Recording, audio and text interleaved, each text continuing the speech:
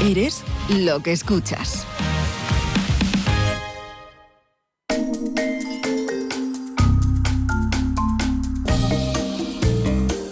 En todos los lugares del mundo surgen genios en su área. Aquí en España tenemos a Mancio Ortega y el imperio de Zara, quien comenzó vendiendo batas. Y al otro lado del charco, algo parecido surgió con los Levi's. ¿Os suena la marca tan famosa de vaqueros que ahora es un imprescindible en el armario?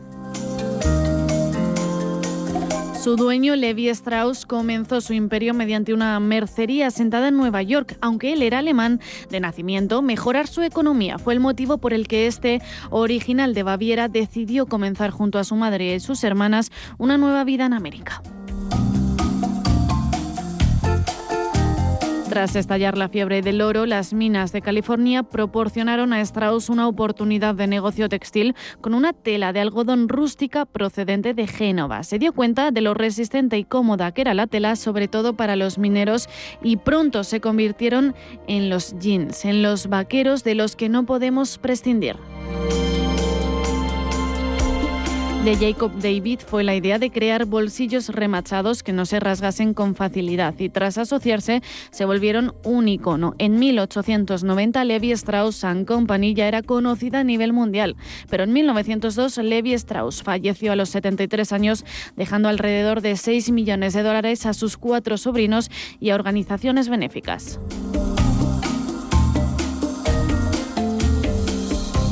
El negocio continuó gracias a su familia. Ahora la marca crece al año más de un 19% y su beneficio neto en los primeros 6 meses del año asciende a $245 millones. Levi Strauss se ha convertido en un imprescindible en el armario, un referente y en toda una inspiración para las grandes marcas.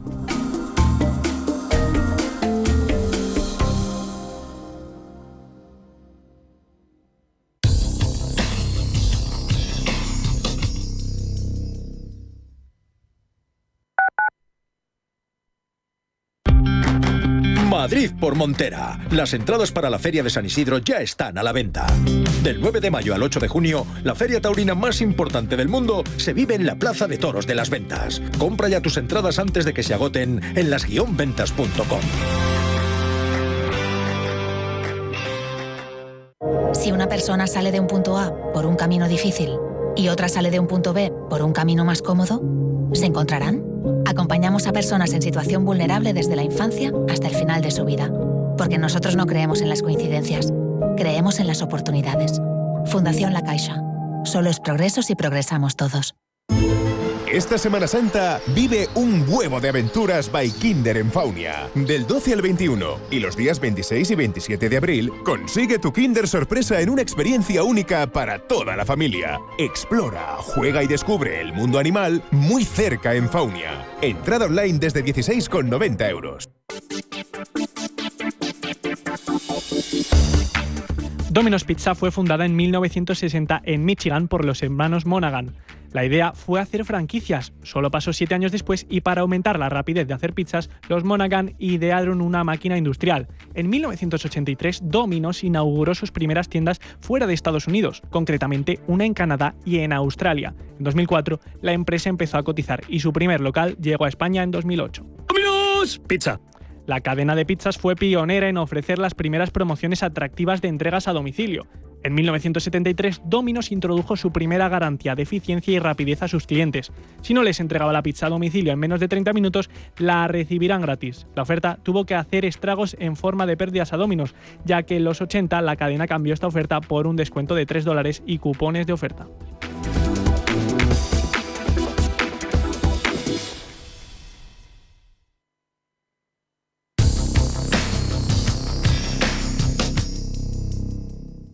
A continuación les ofrecemos la redifusión del siguiente programa.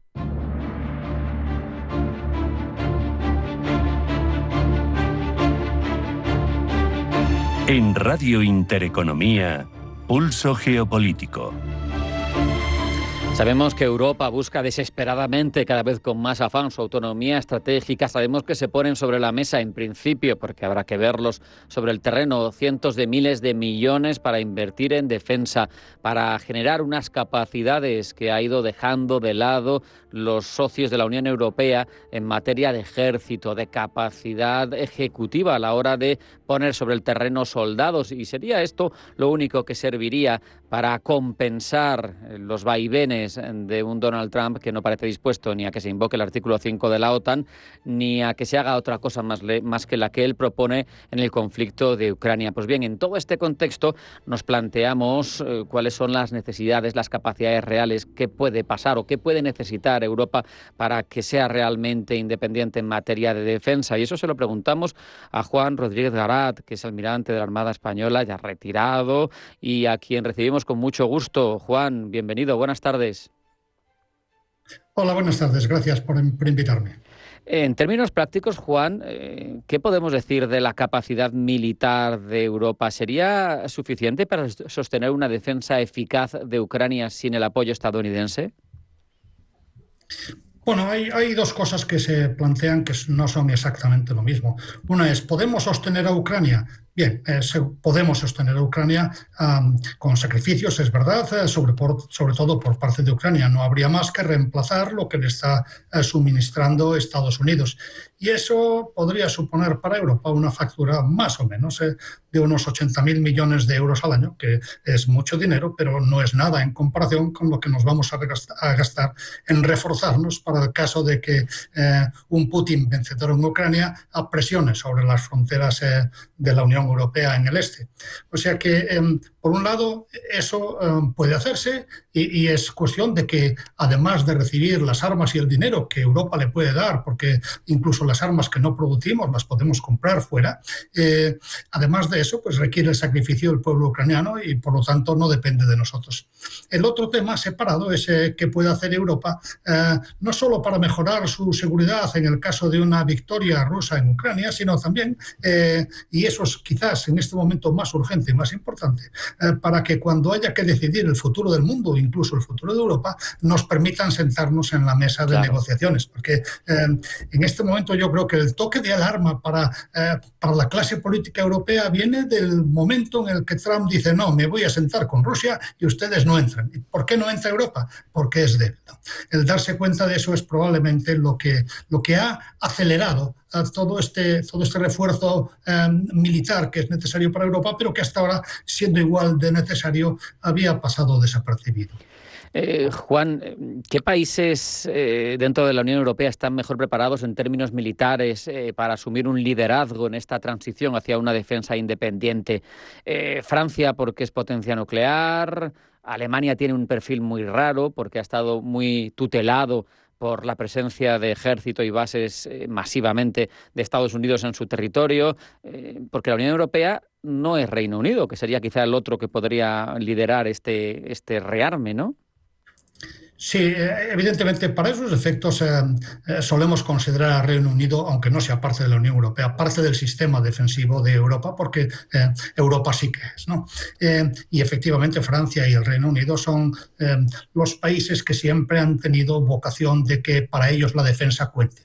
Entre otras cosas, son dos países que tienen armas nucleares. Pero el problema de la defensa europea no está en las capacidades. Las capacidades son un problema, hay que reforzarlo, pero está fundamentalmente en que un ejército europeo no tiene sentido si Europa no es una nación. Hasta ahora los ejércitos siempre han sido herramientas de las naciones. ¿Puede evitarse este concepto de nación a la hora de defendernos? Me parece muy difícil. Francia ha ofrecido su arsenal nuclear. La mayor carencia de Europa está en el armamento nuclear disuasorio, no para usarlo, sino para que no lo usen contra nosotros. Y Francia ha ofrecido el armamento disuasorio suyo para Europa, pero es muy difícil de creer que si es atacada a Letonia, Francia vaya a decidir suicidarse frente a Rusia para defender Letonia. Creo que en ese sentido, si Europa tiene que resultar disuasoria, son muchas las carencias, luego podemos verlas, pero si Europa quiere resultar disuasoria, necesita resolver este problema. ¿Cómo confiar los europeos en que hay un ejército que puede servirnos a todos? ¿Cómo estar seguros, lo comentaba el otro día, de que los españoles estemos dispuestos a defender Letonia y los letones estén dispuestos a defender Ceuta y Melilla? Eso es, antes de poner la carreta, los bueyes están ahí y los bueyes que tenemos que tirar de esa carreta somos los europeos, mientras sigamos tirando cada uno para nuestro propio lado, no hay nada que hacer. Pero bueno, aparte de esto, suponiendo que existe esa voluntad, hay muchas áreas en las que los países de la Unión Europea no suman. A pesar de tener un PIB que es 10 veces superior al ruso y una población que es 3 veces superior a nuestras Fuerzas Armadas, a ese hipotético ejército europeo, le faltan categorías completas de armas, entre otras el arma nuclear táctica, que es decisiva, podría ser decisiva un enfrentamiento con Rusia, no el arma nuclear estratégica de destruir el mundo, sino el arma nuclear táctica de hundir un portaaviones o destruir una base aérea, ¿no? Y luego además pues nos faltan, y eso ya sí que se ha puesto de manifiesto en las reuniones de los últimos días, defensa aérea. No tenemos capacidad para defendernos de misiles balísticos. Hay que recordar el intercambio. Ya no hace falta solo Irán, es que los propios hutíes tienen misiles balísticos y Europa no tiene defensa contra esos misiles. Tampoco tenemos misiles balísticos para responder a estos ataques. Nos falta inteligencia, nos faltan sistemas de mando y control. Las carencias son muchas y la mayor parte de ellas son carencias porque ningún país puede resolverlas en solitario. Necesitamos ponernos de acuerdo y hasta ahora los intereses nacionales y los propios intereses de las industrias de las naciones lo han impedido. Juan, los ejércitos, las capacidades de respuesta en Europa han estado reducidos en tamaño, en capacidad operativa, lo sabemos, por la tutela de Estados Unidos desde la Guerra Fría, desde el 45, y yo me pregunto, tú has hecho un listado de muchas de las cosas en las que tenemos carencias. ¿Es realista, más allá de que hubiera o de que haya un montón de millones sobre la mesa, pensar que se pueden expandir esas capacidades en pocos años? Porque supongo que esto lleva todo un trámite y un trabajo, ¿no?, muy costoso.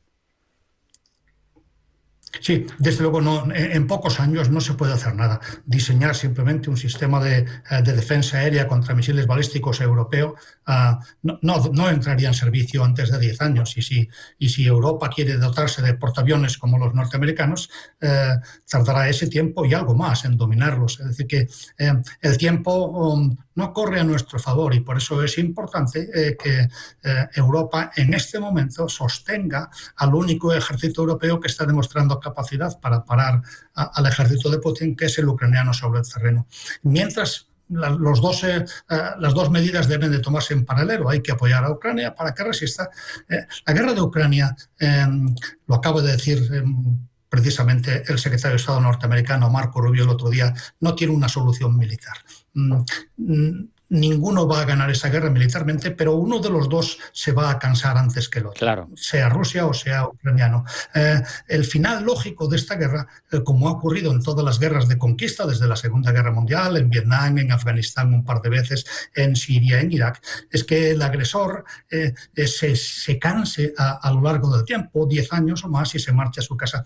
Para Europa es importante que Ucrania pueda resistir esos 10 años sin excesivos sacrificios. Y eso nos daría tiempo para poner a Europa, no digo en pie de guerra, porque no tenemos el más mínimo interés en entrar en una guerra, pero sí en pie de disuasión, para que Europa vuelva a sentirse una potencia respetada militarmente y respetada políticamente, que aunque la ingenua Europa lo haya querido olvidar, viene a ser lo mismo. Si no hay fuerza militar detrás de la voz de cada uno, su voz no se escucha.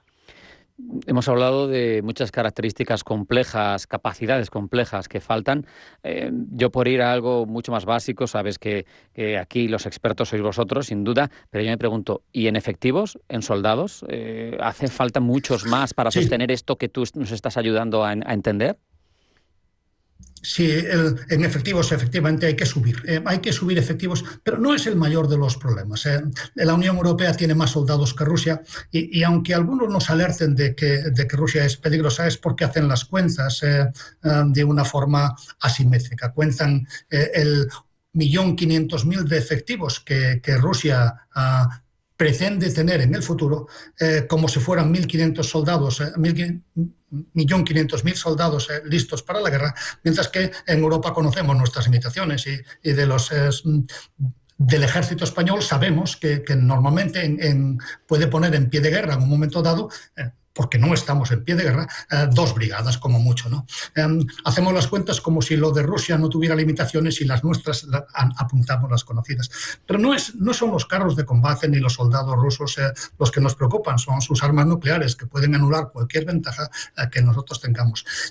Dicho esto, si la pregunta es para España, efectivamente, yo pienso que hacen falta probablemente al menos 20.000 militares adicionales. Lo único que es cierto en estos casos es que los incrementos de personal no pueden llevarse a cabo de un día para otro. Sí creemos que necesitamos esos 20.000 militares adicionales y los convocamos todos a la vez. Ni hay sitio en las escuelas para formarlos, ni los escalafones los pueden admitir. No podemos contratar ahora 20.000 personas que se vayan a jubilar todos a la vez, claro, o que asciendan en su empleo todos a la vez. O sea que incluso esto es algo que se hace a largo plazo, con quizá 2.000 al año adicionales para llegar a tener 20.000 más dentro de 10 años.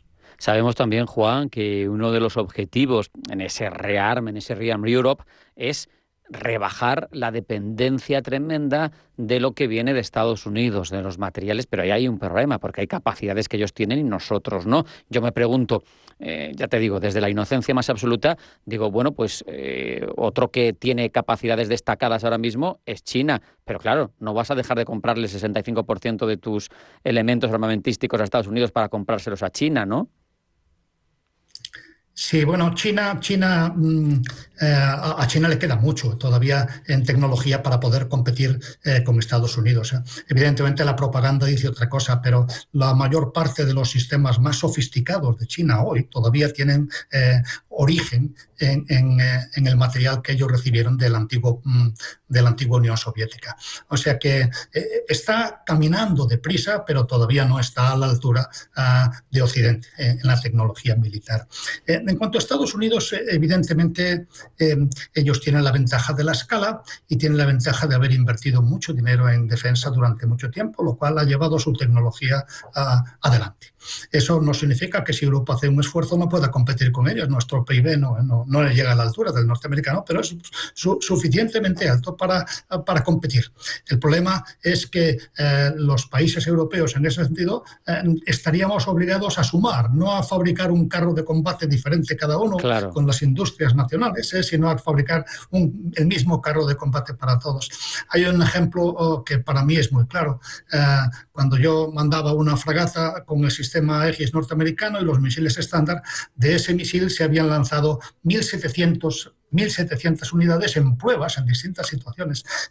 Un misil europeo equivalente, en vez de 1.700 pruebas, se habrían hecho quizás 17. Evidentemente, no podemos tener la misma confianza en el sistema de armas. Europa necesita, si no 1.700, lanzar 1.200 de los misiles que produzcamos en Europa antes de tener un arma que realmente esté probada para el combate antes de entrar en él. Juan, se nos acaba el tiempo. Para terminar, te pregunto si estás de acuerdo. Al final, todo esto pasa, por mucho que se ponga millones sobre la mesa y por mucho que hablemos y por mucho miedo que nos den las ambiciones imperialistas de Putin o no, por unidad de acción. Y esa unidad de acción no va a llegar si no entendemos que Europa es una, ¿no? Así es. El gran problema de la defensa de Europa hoy día, nuestro talón de Aquiles y lo que podría ser nuestra mayor fuerza, son los ciudadanos europeos. Si no nos sentimos ciudadanos europeos, si no estamos dispuestos a defendernos como uno, todo lo que hagamos no servirá para mucho. Juan Rodríguez Garat, almirante de la Armada Española retirado, muchísimas gracias por acercarnos tu opinión en torno a esto, que es una opinión con autoritas y por eso la hemos recabado. Muchas gracias, Juan. Un abrazo, hasta la próxima. Muchas gracias a ustedes. Buena tarde.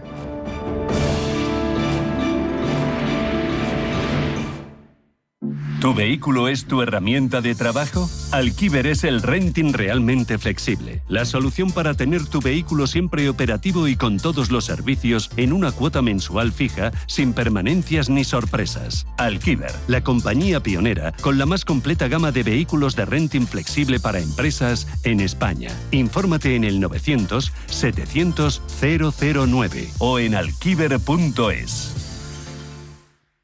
¡Son 101! Llega a Madrid 101 Dálmatas, The Show, en el Gran Teatro CaixaBank Príncipe Pío. Entradas ya a la venta en laestacion.com.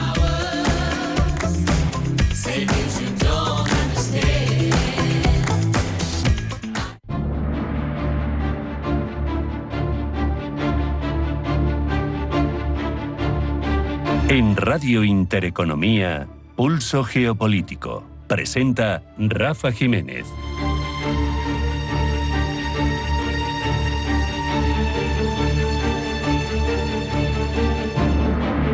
Sabemos que el mundo puede estar inmerso en esa recesión geopolítica global, en la que esté cambiándose de orden mundial, en la que haya un cambio de hegemón, no lo sabemos. Esos cambios se producen a lo largo de muchos años, pero lo que sí tenemos claro es que para quien ha tenido la hegemonía mundial durante las últimas décadas, para Estados Unidos, su principal rival está en el Pacífico, su principal rival es China, y se lo toma muy en serio. Por eso ha enfocado y ha pendulado su interés hacia esa zona del mundo. El caso es que así las cosas, lo que tenemos es que mirar hacia en un entorno de un presidente de Estados Unidos aislacionista y que se va retirando de ciertas instituciones multilaterales y de ciertas inversiones o presencias multinacionales, si China, que es su principal rival, según ellos, puede asumir parte de ese hueco internacional, o si le interesa, o cuál es su enfoque. Y es más pertinente que nunca, después de las 2 sesiones, las 2 reuniones políticas más importantes cada año en China, que hablemos con alguien que conoce China de primera mano. Ese es nadie mejor que Rafael Martín Rodríguez, profesor de Relaciones Internacionales de ICADE. Rafa, tocayo, bienvenido, buenas tardes. Bienvenido, muchas gracias, Rafael. Lo que decía, hemos terminado con la reunión de las 2 sesiones, esas importantes empezaban a comienzos de marzo, han terminado ya. ¿Y qué crees tú que se destila? Sabemos que en China hay que mirar con mucho ojo, con mucho tiento, no son de grandes declaraciones, son más de gestos, pero no sé si has sacado algo en claro de estas 2 reuniones tan relevantes. Bueno, más o menos es lo que se esperaba. Para empezar, han sido 2 reuniones muy enfocadas en el punto de vista económico, y entonces se ha dejado al ministro de Asuntos Exteriores, Wang Yi, digamos, todo lo que es la carga exterior, de lo de Trump, que comentabas antes, etcétera. Pero sobre todo, Li Qiang, que es el primer ministro, pues se ha enfocado mucho en la economía, consumo ha sido la palabra, digamos, más nombrada durante las 2 sesiones, puesto que el consumo es precisamente lo que ha caído en China. Y entonces, bueno, pues ahora se les abre una oportunidad económica, dado que este aislacionismo, ¿no?, que comentabas antes, de Donald Trump, les abre a ellos la posibilidad de tener nuevos socios, nuevos colaboradores, como por ejemplo Colombia, después de la crisis diplomática que ha tenido con Trump. Pues automáticamente el presidente colombiano ya ha anunciado la apertura de un puerto que conectará Colombia con el puerto de Shanghái.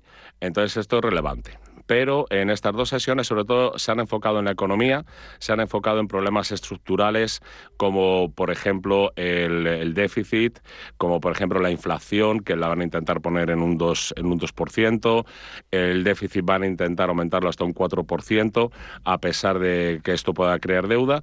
Y sobre todo una cosa que yo apuntaría, más que todavía las sesiones, han sido unas reuniones anteriores que había tenido Xi Jinping con los pesos pesados de las grandes corporaciones empresariales chinas. Fue donde se volvió a ver a Jack Ma, después de mucho tiempo desaparecido, ¿verdad? Exactamente. Ahí se ha invitado otra vez a Jack Ma y es, bueno, la primera vez realmente, o desde hace 7 años, que Xi Jinping mima, digamos, al fin y al cabo, pues a una empresa privada que es la que da el 80% de los puestos de trabajo urbanos, ¿no? Por lo tanto, yo creo que eso es importante. Yo creo que los tiros van a ir por ahí. Sabemos que el contexto global está en transformación. Yo no sé si es evidente a partir de esos actos o de esas decisiones, no solo de estas reuniones, sino en general, pues cómo está adaptando su estrategia para ser cada vez más influyente. Sabemos que ellos apuntan mucho más por la geoeconomía que por otro tipo de geopolíticas más duras. Ellos siempre van, pues lo decías tú, el puerto en Colombia, el puerto en Perú famoso, intentando generar desarrollo de infraestructuras, facilitarlo, aunque luego se tenga su interpretación también polémica en algunas zonas, pero ¿se ven pasos para influir cada vez más? No lo sé. Sí, totalmente. Date cuenta, hay una línea para ellos principal, que es el sur global, que no es algo nuevo, es algo que ya empezó Zhou Enlai con la conferencia de Pantún en los años 50, con lo cual es algo que ya viene de larga data. No tenía ni idea, o sea, que es una iniciativa de largo recorrido. Sí, totalmente. En Asia siempre, digamos, las planificaciones, sobre todo en China, están puestas para los próximos 50, 100 años.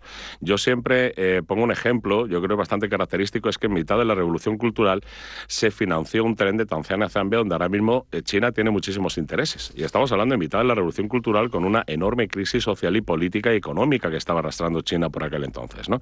Entonces siempre hay una planificación. Otro ejemplo que siempre pongo es que en la dictadura de Pinochet, cuando llega Pinochet, en vez de romper relaciones en 1973, se amplían. ¿Por qué? Porque ya se estaba pensando en el cobre chileno, que efectivamente actualmente es una de las bases industriales más importantes de China, ¿no? Por lo tanto, siempre hay una planificación hacia el sur global. Ellos siempre han tenido claro que ya están los recursos. El argumento, por supuesto, ha cambiado. Han pasado de decir que se sentían uno de ellos y que estaban dispuestos a luchar para no ser aplastados por las primeras potencias, etcétera. Hablamos de la Guerra Fría. Ahora hay un posicionamiento ya de líder, pero de líder de ese mismo sur global, ¿no? Entonces, en ese sentido, el argumento desde Zhou Enlai hasta Xi Jinping ha cambiado poco. Lo que sí que ha cambiado es una perspectiva de poder hacia el llamado primer mundo, ¿no? Que el exhegemón, que sería Estados Unidos, y que ellos pretenden contrarrestar con una influencia cada vez más grande en el sur global. Sabemos que, siendo muy prudentes normalmente en sus formas, han sido bastante contundentes a través del canciller, por ejemplo, a la hora de juzgar o de comentar las acciones y las declaraciones de Donald Trump, que no se caracteriza precisamente por su tacto diplomático. El discurso del Estado de la Unión ha sido comentado, hemos escuchado a Wang Yi, precisamente al ministro de Exteriores, hablar de que al final con Trump lo que quiere Estados Unidos es volver a la ley de la selva. Y han tenido distintas declaraciones, tanto él como Xi Jinping en su momento, hablando de que ellos están preparados para responder. Y casi parece un matiz de que puedes pasar por encima, pero para responder a cualquier guerra, comercial o no. Sí, totalmente. Eso es tremendo, ¿no? Es tremendísimo. Claro, date cuenta que actualmente, la política Wang Yi, además Wang Yi fue el que protagonizó esa famosa esa carrera diplomática llamada los Lobos Guerreros, ¿no? Que era con una agresividad diplomática muy grande, ¿no? Y entonces, y ahora su vuelta, aunque está siendo mucho más cauto, mucho más moderado, pero esto yo creo que tiene que ver con una estrategia. No puede presentarse, digamos, con una violencia inusitada delante de Trump porque están esperando la negociación con él.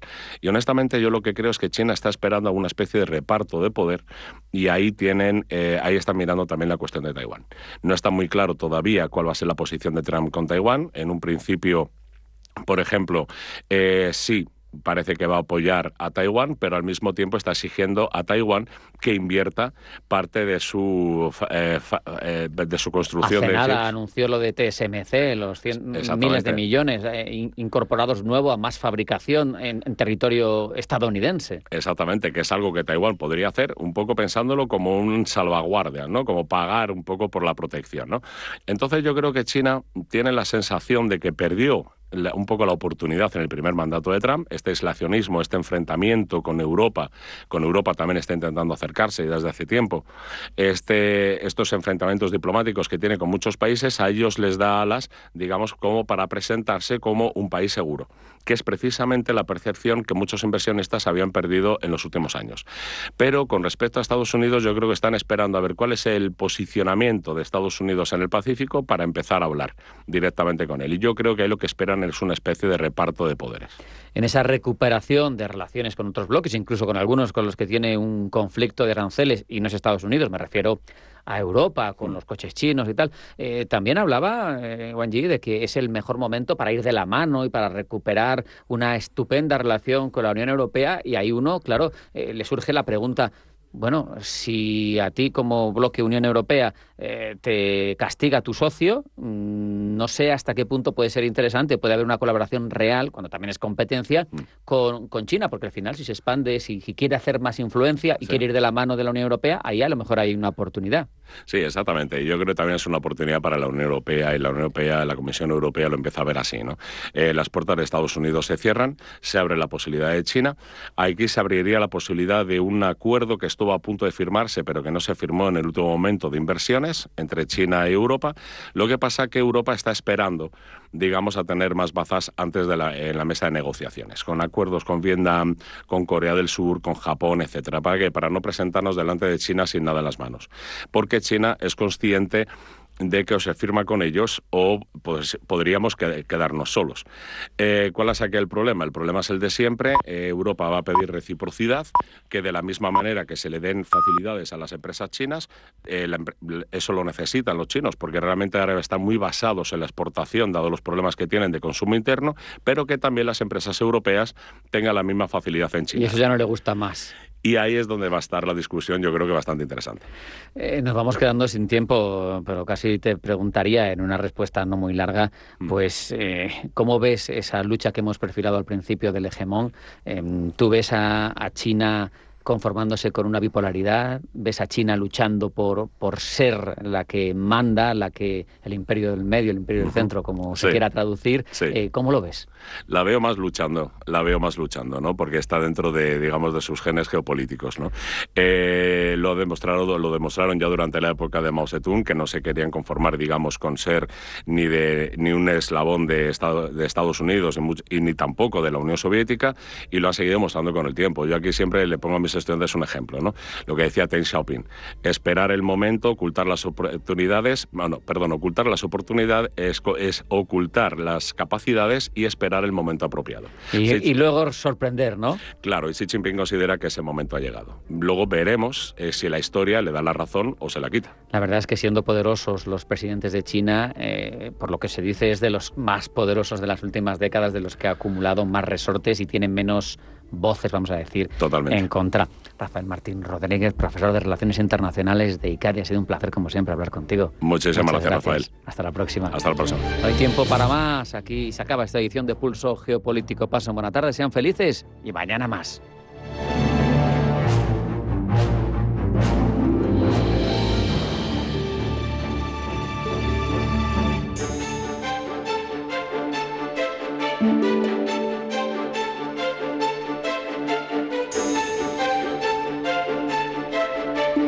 En Radio Intereconomía, Pulso Geopolítico.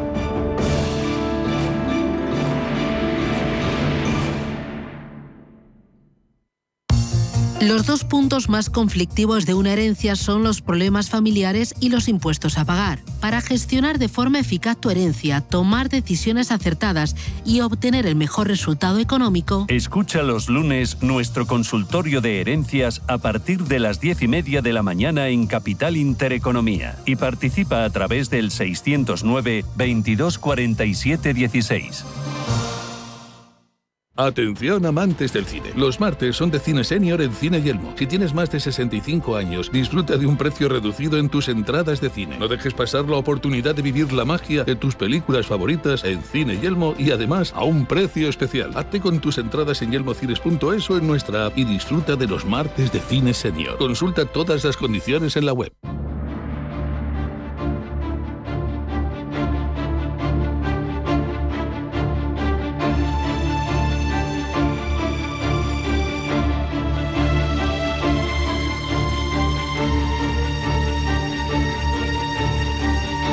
Las 3 décadas que siguieron a la caída de la Unión Soviética nos dejaron, entre otras cosas, un descenso en la preocupación por armar nuestros arsenales, y nos encontramos con que ahora, con una guerra de gran calado en suelo europeo, con un Estados Unidos aislacionista y una Rusia que se proyecta al exterior, en un punto de indefensión para Europa, nos encontramos con que ahora nos preocupan cuestiones que desde hace tiempo no mirábamos en suelo europeo, en los países de Europa Occidental.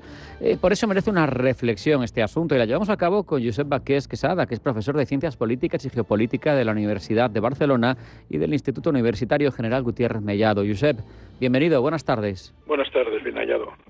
Josep, ¿es realista pensar en un sistema de disuasión nuclear, un paraguas nuclear puramente europeo, o siempre terminará dependiendo de una manera u otra de la OTAN o de Estados Unidos?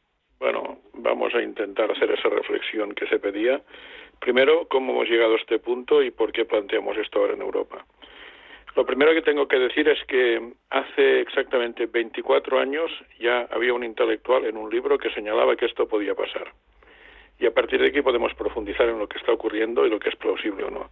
John Mearsheimer, en el 2001, en La tragedia política de los grandes poderes, advertía que probablemente Estados Unidos iba a ir dejando algunos de sus compromisos de lado, básicamente por incapacidad para defender al mundo entero. Es que, claro, le pedimos mucho también a un solo país, ¿no?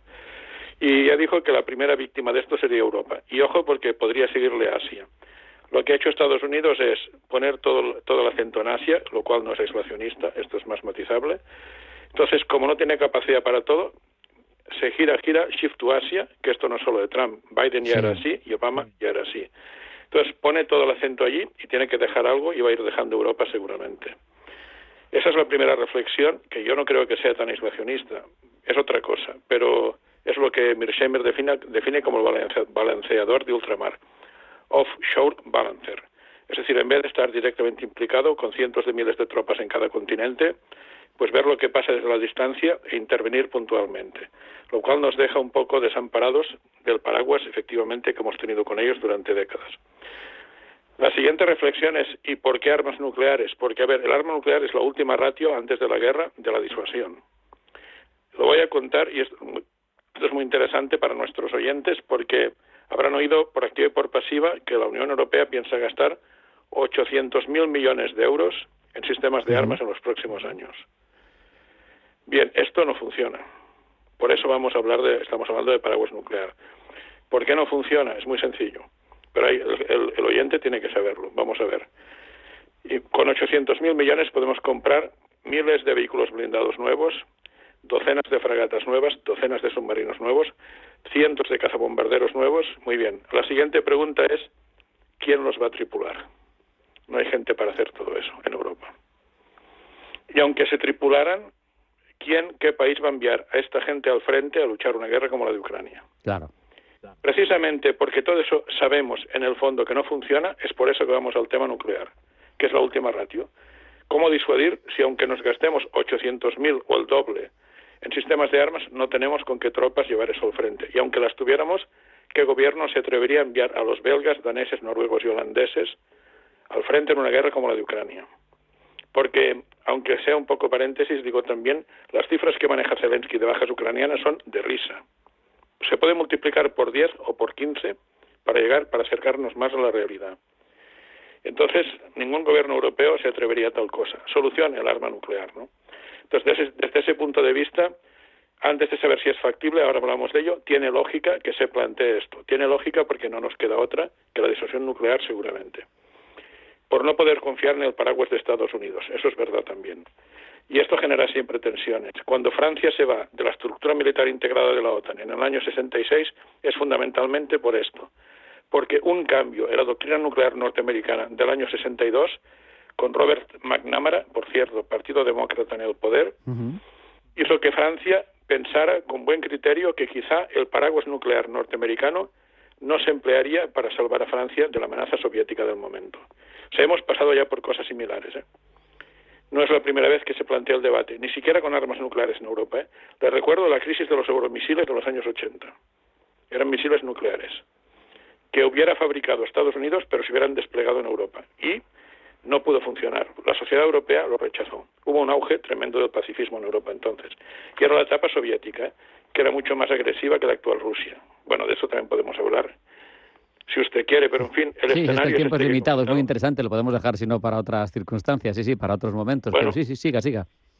No, entonces el escenario es este, vamos a ir quizá al arma nuclear porque no somos capaces de disuadir con armas convencionales. Porque aunque las tengamos no tenemos tropas para ello y aunque tuviéramos tropas no las enviaríamos al frente. Yo el otro día leía un comentario de un analista, muy pro-OTAN, muy bien y tal, era checo, o es checo, de Checoslovaquia, de Chequia mejor dicho, y él decía, yo sé cómo terminar con la guerra de Ucrania venciendo Ucrania. Y decía, y se quedaba tan ancho, enviemos 1 millón de tropas a Ucrania. Vale, perfecto, ¿de dónde las sacamos? Claro. Qué bien, qué fácil decirlo, enviemos 1 millón de tropas a Ucrania. Muy bien, ¿de dónde las sacamos? 1 millón de tropas. ¿Y qué gobierno las envía al frente ucraniano?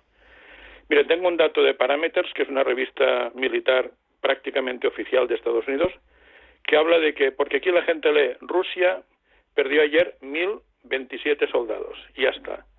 Bueno, este documento dice que en una guerra como la que sostiene Rusia ahora, la parte ucraniana, la parte occidental, digamos, debería ser capaz de reponer 3.600 bajas al día. Mucha tela, sí. Claro, pero aquí Zelensky nos miente por sistema. O no lo sabe, que no lo creo, o nos miente por sistema, y aquí hay gente que se lo cree. 40.000 muertos en 3 años y medio, no. Según mi cálculo más bajo, llevaríamos unos 500.000 muertos. Según mi cálculo intermedio, 800.000. Según mi cálculo de máximos, 1.200.000. Yo estoy en el cálculo intermedio. Bueno, luego le podría contar cómo saco la ratio, porque el dato de Parameters habla de bajas, no de muertos. ¿Cuál es el porcentaje? En la guerra de Irak, un 10%. Pero teníamos el Medevac, la evacuación médica, muy cerca del frente. En Ucrania hay un frente de de más de 1.000 kilómetros. No es tan efectivo. Yo le pongo una ratio del 20% y entonces me salen 800.000 muertos. Tremendo. Sí, claro, sí. Entonces, ¿cómo jugamos con eso? ¿Qué gobierno va a enviar a los hijos de su sociedad a morir en una guerra así? Occidental, digo, el belga, el danés, el noruego, el holandés, el portugués. Permítame que lo dude. Sí, la verdad es que las opiniones públicas aquí tendrían un peso tremendo. Si nos centramos se perderían elecciones durante 20 años seguidos. En lo nuclear, Josep, sabemos que hay 2 fuerzas nucleares genuinamente europeas, Reino Unido, que suele ir por libre, y Francia, que tienen pocas cabezas nucleares, en torno a 300, y con eso se puede establecer un paraguas nuclear, porque yo supongo que el Elíseo, por mucho que lo intentara hacer para dar cobertura a toda Europa, se reservaría el botón a sí mismo y no lo dejaría en manos de otros, y no sé si está en disposición de defender al global.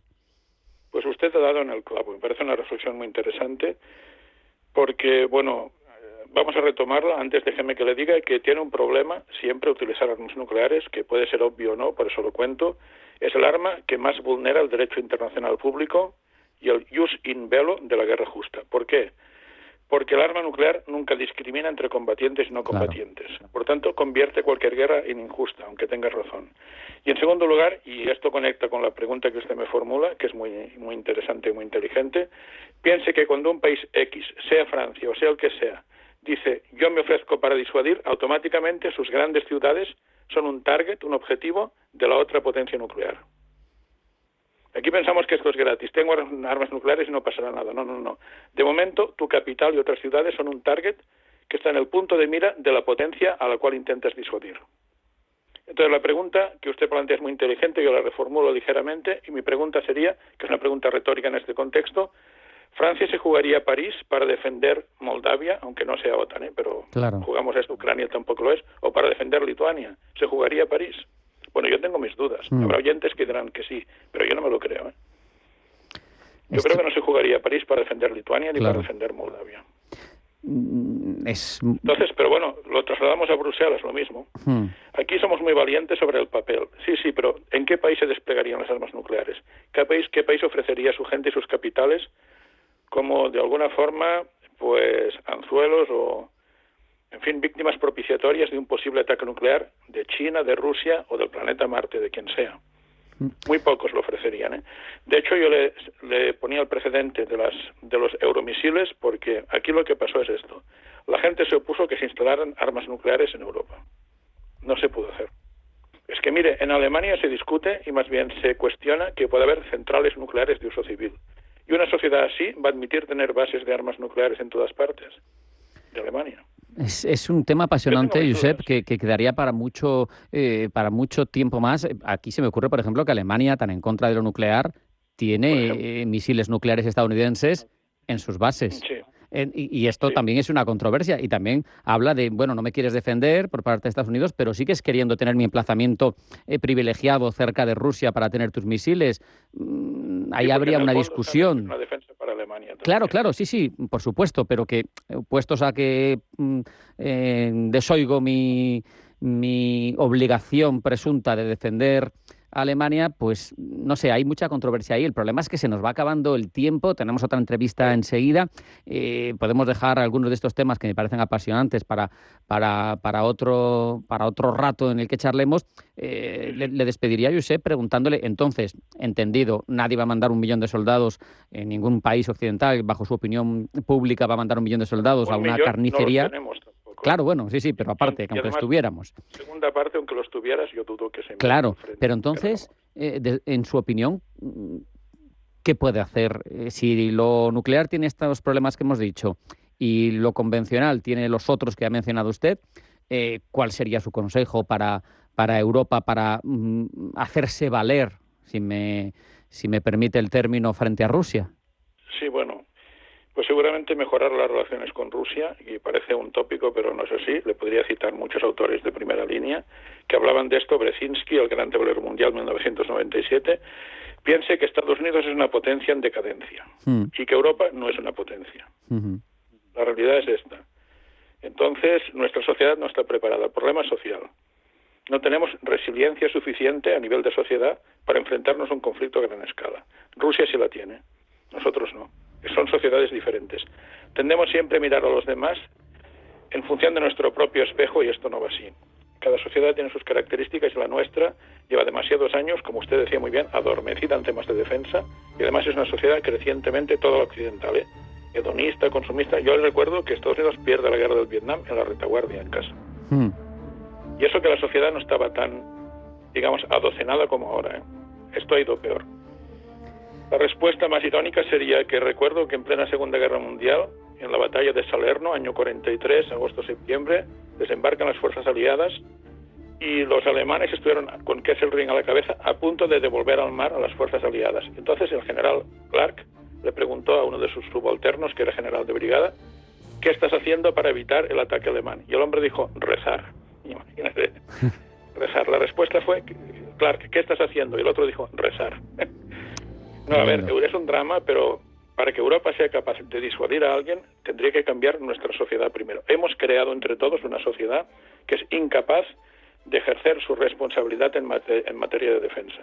Pues los políticos son hijos de esta sociedad. Me parece que con esa reflexión tan contundente nos vamos a quedar. Josep Baqués Quesada, profesor de Ciencia Política y Geopolítica de la Universidad de Barcelona y del Instituto Universitario General Gutiérrez Mellado. Ha sido un placer aprender con usted. Un abrazo, hasta la próxima. Un abrazo, hasta otra.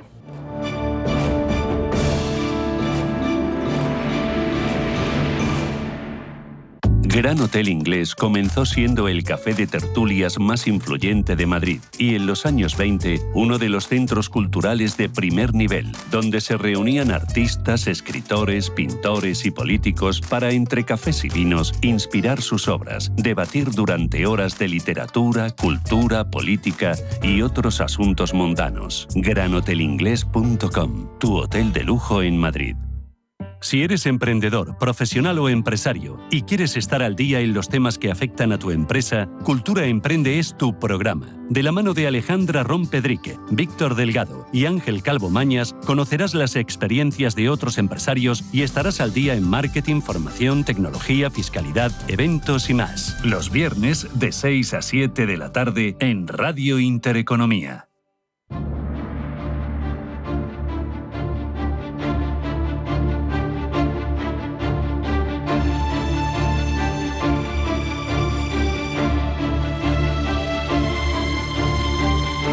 La carrera armamentística, en este caso espacial, está pasando lentamente del cine, de los videojuegos, a la realidad de la política internacional. Entonces uno acude al Tratado del Espacio Ultraterrestre de 1967, cuyo objetivo era garantizar que los cuerpos celestes se utilicen con fines pacíficos, y se da cuenta de que el tiempo pasa, las tecnologías evolucionan y los conflictos se atizan. Eso nos genera muchas preguntas que vamos a intentar responder con Paula Raboso Pantoja, que es analista del Centro para el Bien Común Global de la Universidad Francisco de Vitoria y doctora en Guerra Espacial por la UNED y King's College de Londres. Paula, bienvenida, buenas tardes. Hola, buenas tardes, muchas gracias. Paula, ¿crees que ese tratado que mencionaba, el del espacio ultraterrestre, sigue siendo un marco adecuado para la regulación de las actividades espaciales hoy en día? El tratado como tal fue un tratado pionero, ¿no? Que se estableció los principios fundamentales del derecho espacial y aunque data del 67, sigue siendo un punto de partida válido, ya que consagra normas esenciales como ha dicho, el uso pacífico del espacio, pero también la no apropiación territorial del espacio de los cuerpos celestes y la prohibición de armas de destrucción masiva en órbita, ¿no? En su estacionamiento. El problema es que su adecuación se ve hoy en día un poco limitada, no solo ante la evolución tecnológica, sino también la creciente participación de actores de otro tipo. Ya no se trata solo de estados, también hablamos de empresas privadas que cada vez operan más en el espacio, de organizaciones como la Unión Europea o la OTAN, incluso de individuos con una capacidad de decidir sobre el futuro espacial, como puede ser Elon Musk o incluso Donald Trump. Por lo tanto, es un tratado que hay que actualizar, hay que expandirlo para poder representar la realidad tan cambiante que supone la astropolítica. Claro. Entonces, una vez visto que esos principios de uso pacífico y no apropiación eran buenos, pero que ahora han cambiado las circunstancias, te pregunto, Paula, ¿cómo impacta la falta de mecanismos de cumplimiento efectivos para aplicar de forma real extremos como esos que hemos mencionado, importantes, y cuáles son las tensiones y disputas actuales que tú crees que pueden poner a prueba ese tratado OST, porque los desafíos son otros, tú lo has dicho? Efectivamente, el OST como tal carece de mecanismos de cumplimiento reales, es decir, como tal, las disputas que surgen en el espacio se gestionan mediante la diplomacia y la presión internacional, lo cual ralentiza mucho una respuesta creíble, ¿no?, ante posibles incumplimientos del tratado. En general, son los propios estados los que, a través de sus sistemas de observación espacial, supervisan el cumplimiento del OST. Por lo tanto, estos alertan sobre violaciones del tratado cuando a ellos les interese, es decir, difícilmente van a señalar acciones que ellos mismos estén llevando a cabo de forma paralela o que prevean realizar en el futuro. Por lo tanto, realmente es un mecanismo de cumplimiento subjetivo, ¿no?, el que se está llevando a cabo, ya que organismos como la ONU o incluso la OTAN no tienen sus propios satélites para observar el espacio como tal. Y tensiones hoy en día muy claramente vemos y progresivamente la militarización y armamentización del espacio, pero sobre todo también la explotación de recursos en cuerpos celestes y en asteroides, del helio 3 y del agua, y la creciente actividad de empresas privadas que no están reguladas fundamentalmente como tal en el tratado, ¿no? Entonces, poco a poco vemos cómo el OST se queda atrás y además con la mayor legislación nacional que crea mucho solapamiento de jurisdicciones es una tensión añadida también. Permíteme que coja una de las partes de tu respuesta, la de la militarización. Se están creando unidades militares espaciales, tenemos la Fuerza Espacial de Estados Unidos, aquí el Ejército del Aire y del Espacio en España. Esto es un hecho que es común a muchos ejércitos, pero no sé, Paula, en qué medida el espacio realmente está militarizado y si eso tú crees que afecta realmente al entorno de cómo se desarrollan las actividades del espacio. El espacio está militarizado y cada vez lo está más.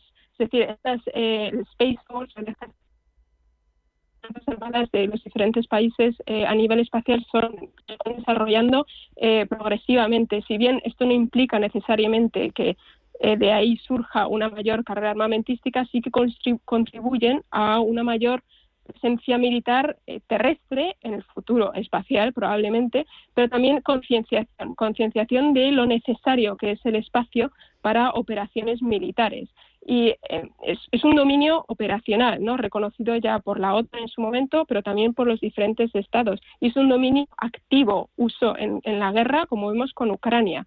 Por lo tanto, cuantos más países generen sus propias fuerzas armadas para operar en este dominio, veremos, igual no mañana, pero sí en unas décadas, un posible escenario de principios de película de Star Wars, ¿no? Uh-huh. Y lo que estamos viendo ahora es realmente el comienzo de todo esto.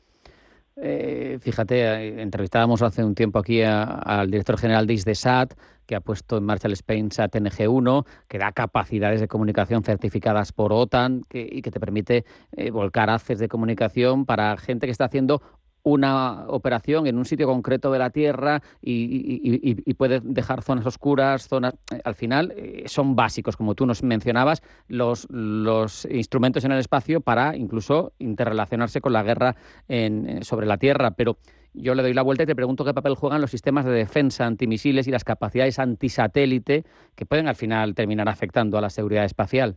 Como ha dicho, los sistemas espaciales son fundamentales y fundamentalmente a nivel de apoyo, ¿no?, a operaciones. Y en el futuro habrá también capacidades activas. Entre ellas están hoy en día los ASAT, los misiles de ascenso directo, que son capaces de completamente destruir un satélite de forma efectiva. El problema de los ASAT es los escombros que genera de forma indiscriminada, que puede afectar tanto a la víctima, ¿no?, al satélite que se intentaba destruir, incluso al usuario del ASAT, que tenga satélites en órbita cerca del objetivo, y también forman parte de víctimas de la consiguiente nube de escombros que se genera. Por lo tanto, de este tipo, amenazas cinéticas como el ASAT, o también no cinéticas como la ciberdefensa, de la guerra electrónica, vemos que cada vez más se vuelve no solo una realidad, sino una amenaza que poco a poco las Fuerzas Armadas tienen en cuenta, ¿no?, y que van a redefinir el concepto de conflicto en la Tierra y, por supuesto, en el espacio. Sabemos que muchas de nuestras comunicaciones ya pasan, lo hemos mencionado, no solo en términos de operativa de ejércitos, también de las civiles, a través de satélites. Te pregunto, Paula, ¿cómo se relaciona esa seguridad del espacio exterior con la seguridad del ciberespacio? El espacio y el ciberespacio son dos dominios estrechamente interconectados, es decir, la infraestructura espacial tiene tres segmentos: el segmento espacial, el segmento terrestre, y lo conecta a un segmento de enlace que funciona en muchos casos a través de software que implica el ciberespacio. Por lo tanto, hoy en día al menos no podemos realmente hablar del espacio sin hablar de la complejidad del ciberespacio, ¿no? Veremos en el futuro también a través del ciberespacio aspectos como la inteligencia artificial, que también forman parte de ello y que poco a poco pues redefinirán, ¿no?, una vez más el concepto de este dominio. Uh-huh. Si hubiera al final un conflicto internacional de gran calado, que de una manera u otra, sobre todo a medida que avance el tiempo, incorporaría esta parcela, que está indisolublemente unida ya a lo que sucede sobre la superficie del planeta, ¿qué vulnerabilidades estratégicas, Paula, podrían explotarse en el espacio? Como he dicho, hay segmento espacial, segmento de enlace y segmento terrestre. Cada segmento se puede atacar de diferente forma y tiene sus propias vulnerabilidades. El más débil es el segmento de enlace, que es muy fácil interferirlo a través de elementos no cinéticos como ciberataques o electromagnéticos o de guerra electrónica. Pero el segmento del espacio, que son los satélites, la infraestructura y constelación espacial, tiene su propia gama de amenazas o vulnerabilidades que se pueden explotar a nivel cinético o no cinético, con las ASAT de las que estamos hablando antes, o también ciberataques. Y luego hablamos del segmento terrestre, que tiene su propio espectro de diferentes tipos de amenazas, que es como a cualquier instalación terrestre de hoy en día, ¿no? Por lo tanto, los satélites vulnerables en los tres segmentos y muy fáciles de atacar si realmente es lo que uno se propone.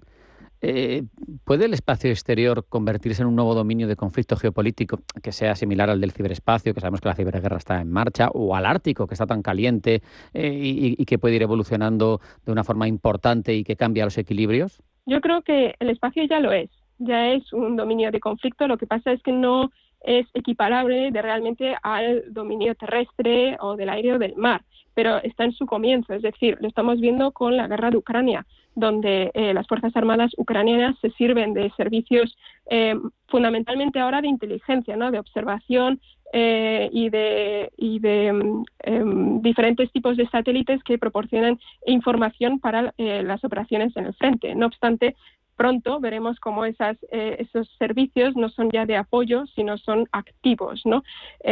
Pero todo comienza, como lo estamos viendo ahora, con un apoyo con la guerra de Ucrania, y en el futuro sí, igual no será comparable con el Ártico como tal, pero habrá más y más acción, y en el futuro pues habrá una propia guerra espacial, en el sentido de que habrá actividad militar allí.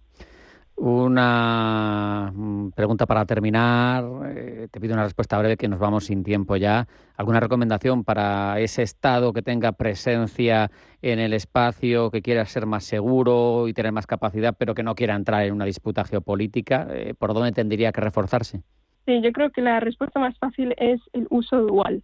El uso dual de capacidades que a vista abierta se puedan ver como capacidades científicas, civiles, como pueda ser el ejemplo de Japón, que cada vez impulsa más investigación de recogida de desechos espaciales, pero que esas capacidades son muy fáciles de tornar militares, ¿no? de defensa, de ofensa, y que no son tan fáciles de entrever como tal, pero la capacidad está ahí. Entonces, el uso dual es la forma que garantiza resiliencia, contribuyendo directamente a una capacidad real espacial, pero sin contribuir a tensión astropolítica. Paula Raboso Pantoja, analista del Centro para el Bien Común Global de la Universidad Francisco de Vitoria. Un placer hablar contigo. Un abrazo. Hasta la próxima. Adiós, gracias. Nos vamos. Hasta aquí. Pulso Geopolítico en Intereconomía. Pasen buena tarde, sean felices y mañana más.